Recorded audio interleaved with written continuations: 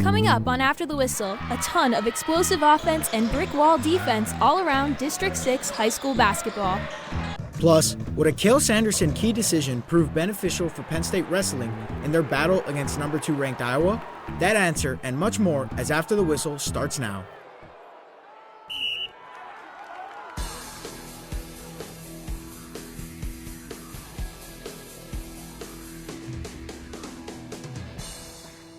Hello and welcome back to After the Whistle. I'm McKenna Wall. Today we'll cover boys and girls high school basketball around District 6. And I'm Carlos Garcia. We'll take a look at Penn State's hard-fought duel against Iowa and some scores from around District 6 wrestling. Carlisle visiting State High on Friday night as the Little Lions will face off against Carlisle on senior night. It's going to be senior Dylan Dennis who's going to start this off in the pregame intros, getting patted down by his teammates just like TSA. Look at him there, the big man getting ready to jump into this action. We're going to pick it up in the first quarter where senior guard Ryan Perks would light it up beyond the arc, giving the Little Lions a 6-4 lead. The next play, it's Perks again finding his spot and putting that one down on another downtown danger. Perks had the hot stroke early and he was instantly making him a crowd favorite. But later in the first, it's Carlisle's Jeremiah Snyder taking to the post feed and one, which would cut the deficit to 9 after he made the free throw. Fast forward to the second quarter, the Little Lions with some strong ball movement like the Spurs, and that's Penn State commit Braden Shrewsbury with a tough contested finish layup. Next, the pump fake gets a defender going flying, and Jack Norris is going to get the and one to fall. The next couple plays later, Braden Shrewsbury kicks it out, absorbing the double team and finds Isaac Dye for the tray. Dye would finish his day with 7 of 9 from three-point land. Carlisle's Spencer Greif would beat the first half buzzer with this layup here and put them down 17 going into the half, but ultimately they'd fall to State High 65-40.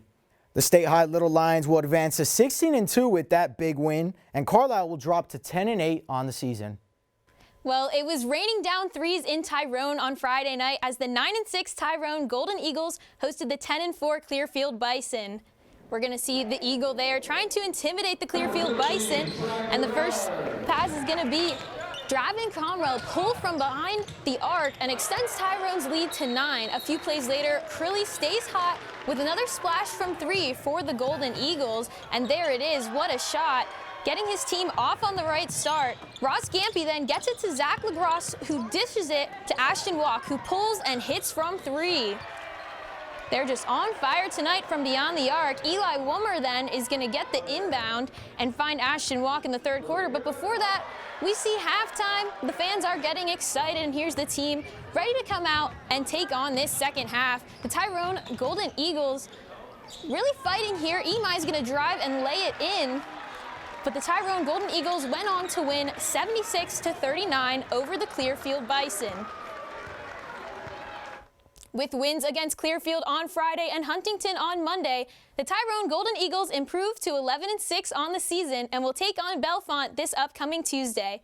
Clearfield falls to 10-6 on the year after the loss and after losing to Bellefonte 62-49 last night. They will look to get back in the win column tomorrow against Hollidaysburg. The 5-13 Chambersburg Trojans women's basketball team came into State College on Tuesday to take on the 6-9 Little Lions. Another presentation for senior night. That's Madison Fry for the Little Lions. And State High would start this one hot on a 7-0 run right from tip-off, including this three here coming from Jordan Sneidel. Sneidel putting it down there. No hand in her face. Hand down, man down. It's Sneidel right back with the step back, looking like Paige Buchers, knocking that one down, extending State College's lead to 10. On the next possession, Anika Betchel passes to Diana Sarknikova, who shoots it and scores from beyond the arc. After halftime, Little Lions will go in, and it's Sneidel who would find Madison Fry after they're up 11 points. Fry in the corner once again being honored earlier in the game for senior night. Beautiful rainbow shot in the corner from 3. But don't count them out. Chambersburg storming back in this game with a drive and score from Ella Parker. After the jab here in the corner, a knockdown 3 from Bree Patow with an assist from Parker. But it's Sarnikova for the Little Lions who's going to end that scoring route with this 3 from downtown. However, State College would go on to win 65-39. State College improves to 7-9 on the season and will take on CDEHS on Friday. Chambersburg falls to 5-14 this year and will host Altoona on Friday. Let's head to Mifflin County to see how the 10-6 Huskies girls basketball team fared against the 8-4 Lower Dauphin Falcons. There's the Huskies banner as they look to take a victory on their senior night. Lower Dauphin was going to come into this first quarter and open it up 7-0 to start the game. There was a contested layup by Shannon Angerer, assisted by Cassidy Pizik, to cap off a 9-0 start to the game. Very next possession, Mifflin County's Marissa Gringrich swishes a deep three to end the Falcons' 9-0 run. Then, with 8 seconds left in the first quarter, Lower Dauphin's Lily Knudsen turns and hits a pull-up jumper seconds before time expires to take a 16-3 lead. It was all Lower Dauphin since then, up 22-3. Lauren Waller shakes her defender, drives, and finishes an easy layup to go up 24-3. Mifflin County still dormant in this game, down 6-30. Marissa Gringrich picks off a pass and drives the length of the court and bangs that contested layup that you just saw. They're still trailing by 22 points, but Lower Dauphin quickly took the spotlight away as Pizik catches the pass from Wallers and is wide open for the layup to cap off the half, 32-8. Mifflin County would make a run in the second half, but it would not be enough as Lower Dauphin takes this game 52-39. The Huskies fall to 10-7, and the Falcons improve to 9-4. Penn State men's basketball hosted Michigan for the annual Thon game, and it's going to be Michael Henn who was announced as a starter for the first time this year. Henn being started due to his grit and his effort by head coach Micah Shrewsbury. And it's going to be Henn giving it a pass inside to Seth Lundy, who's going to lay it up for two. A few possessions later, it's going to be Jet Howard with his first of 2 3-pointers, and Michigan is down 4-3. Michigan would take a 6-4 lead, but it's going to be Jalen Pickett with 2 of his 7 points in a row to put Penn State up 11-6. Andrew Funk continuing the scoring there to extend the lead 14-8. And then 2 minutes later, again, it's Funk knocking it down for Penn State as a part of an 18-0 run. One more time, Funk 3 times in a row, putting Penn State up 49-30. Michigan would try to end that run, but it's going to be Funk getting the crowd involved there as we see Funk Monkey. Andrew Funk doing all he can to help Penn State win this one. And once again, Andrew Funk getting the steal, the contact, and one, putting Penn State up 49-30. The Nittany Lions would go into halftime up 49-32, but they're going to stay hot after the break, ultimately taking this one 83-61. So after a hard Penn State win, and they are back in the win column in the Big Ten, we're going to go to our reporter Justin Chevalella. Justin, what'd you see in that game?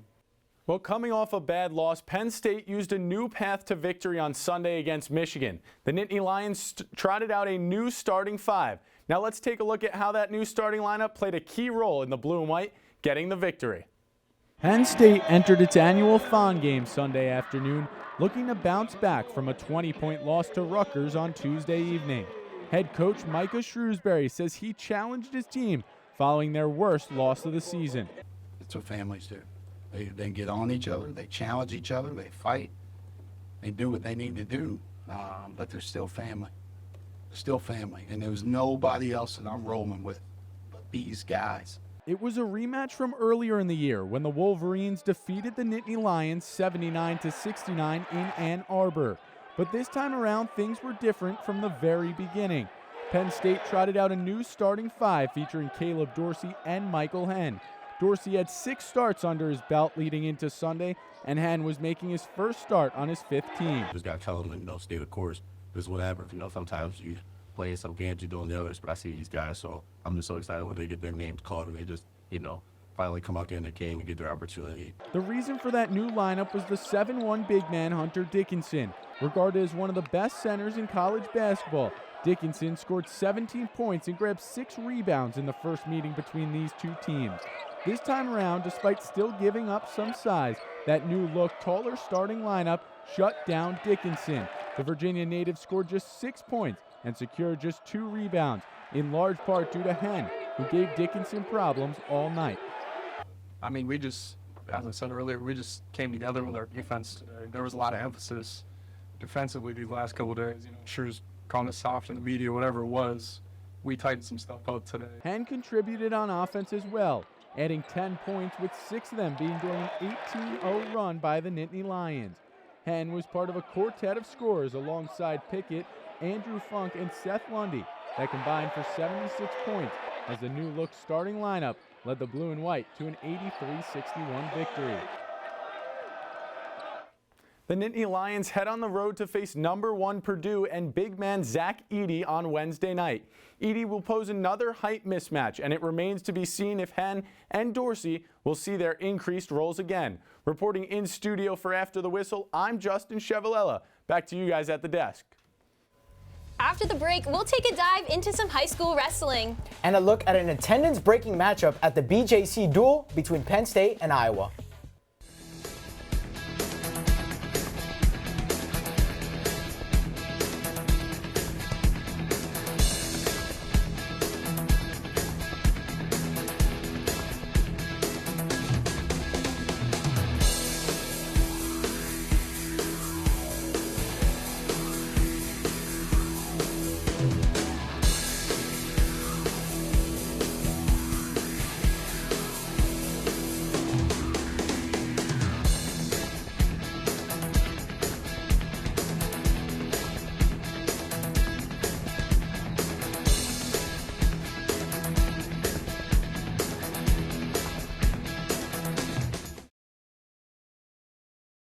Hello and welcome back to After the Whistle, brought to you by Com Radio, Center County Report, and Penn State's chapter of Awesome.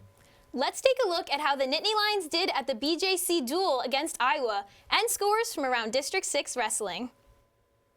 Bald Eagle hosted the District 6 Class 2A wrestling quarterfinals.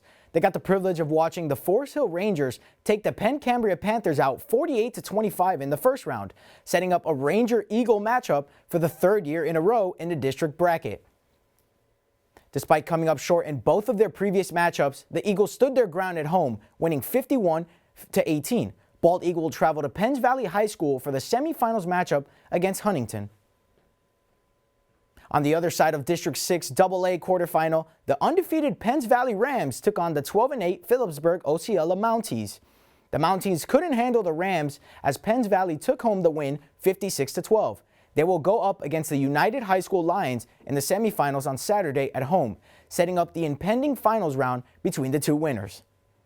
Bell Atlantis went on the road against Claysburg Kimmel, but the home crowd proved too much for the Blue Devils as the Bulldogs won 58-6. But let's head over to Penn State wrestling now as Penn State will run it back in the Bryce Jordan Center in the duel of the year against Iowa.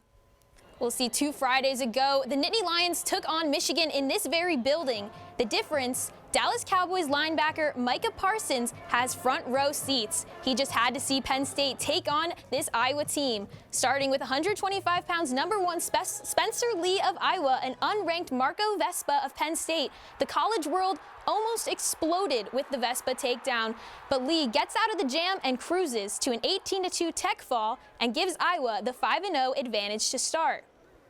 Next weight class, we'll see 133 pounds Iowa's Brody Teske and Penn State's Roman Bravo Young. With 11 seconds left, Bravo Young is going to roll Teske on his back and secure the pin. I didn't mean to spoil it for you there, but man, just look at that. The Bryce Jordan crowd is going crazy. And just like that, Penn State takes a 6-5 lead after 2 bouts. Fast forward to the final match of the night, a pin by Iowa would have won them the duel via tiebreaker. However, #3 Tony Cassiope could not get the needed fall on #2 Greg Kirkfleet. The Nittany Lion heavyweight won the bout 3-2 and secured Penn State's win. The blue and white take down Iowa 23-14. With the win, the Nittany Lions stay undefeated at 11-0, taking on Ohio State in Columbus this Friday. For more on the match, here's John Drager. Thanks, McKenna. The BJC duel last Friday was so nice that Penn State had to do it twice this season. This time, they raised the stakes even further, with #2 coming into town. Just 1 week removed from the 30-8 victory against Michigan at the Bryce Jordan Center, the #1 Penn State Nittany Lions returned to the BJC in the duel of the year against #2 Iowa. These two teams pinned up 9 out of 10 ranked versus ranked matchups. It was back and forth for the first 4 bouts, but at 157 pounds, head coach Cale Sanderson had a decision to make. It was either burn freshman Levi Haynes' red shirt or keep it to send out junior Terrell Barrowclaw to take on #15 Kobe Seabrook. Sanderson knew who he could turn to. He's the guy we're going with, so you want him to be able to compete well after that. That decision led to Haynes taking down Seabrecht by way of decision 3-2 to cut the Iowa lead to 11-9 at halftime. Once in the heavyweight divisions, the Nittany Lions rolled to take the lead heading into the final bout at 285 pounds. Number 2, Greg Kirkfleet of Penn State, and number 3, Tony Cassiope of Iowa. With Penn State up 6, a pin by Iowa would win them the duel via tiebreaker. Kirkfleet had other plans. The 285-pounder for Penn State would redeem last week's loss in the BJC with a victory in the next BJC duel to secure Penn State's 23-14 victory. The difference? Mentality. I guess I probably just had to relearn that I hate losing. If I have to do something mentally, whether it's change my mentality a little bit, well, that's the things I gotta do. Not only was it a special night here for Penn State wrestling fans, but it was a special moment for head coach Cale Sanderson as he recorded his 100th Big Ten dual victory against Iowa. Sanderson, however, is not focused on the milestone at hand, but the journey that lies ahead. It's not really a goal of mine or something that we really focus on. We just want to go out and compete well and move on to the next one. With that, Penn State starts a 3-duel road trip this Friday as they go to Columbus to take on the Ohio State Buckeyes at 7 p.m. And guys, it's surely to be a good one in Ohio. Well, you know what they say, Carlos, wrestling lives at Penn State. Absolutely. When you take down the number 4 and number 2 teams in the country, that will solidify you as number 1.